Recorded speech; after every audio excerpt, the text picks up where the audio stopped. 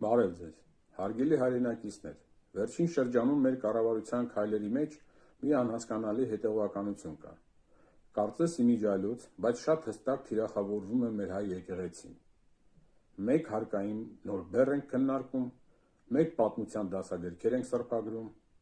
մեկ էլ հոգևորականի կերպարն ենք փորձում ներկայացնել որպես հնացած կամ նույնիսկ խանգարող մի բան։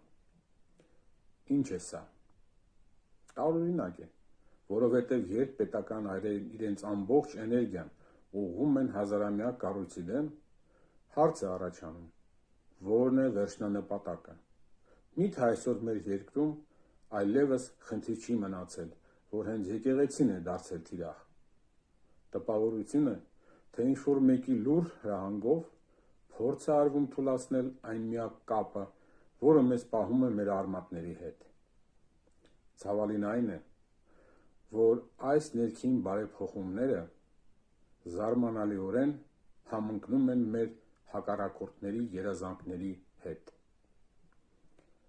Նրանք դրսում են փորձում լռեցնել հայկական աղոթքը, մենք ներսում։ Իհարկե, ամեն ինչ մատուցվում է ժամանակակից փաթեթավորմամբ, բայց արդյունքում մենք կորցնում ենք մեր հոգևոր պաշտպանությունը։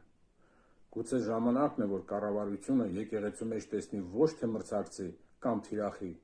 այլ այն հիմքը, առանց որի մեր պետականությունը պարզապես դառնում է անդեմ ու խոցելի։ Մի քանդեք այն, ինչը դուք չեք կառուցել, և ինչը մեզ պահել է նույնիսկ ամենամութ դարերում։ Խնդրում եմ, իմ հրապարակումներն ու ելույթները չդիտարկել որպես փնողմունք։ Այս ամենը առողջ քննադատություն է։ Շնորհակալություն, ամենայն բարիք։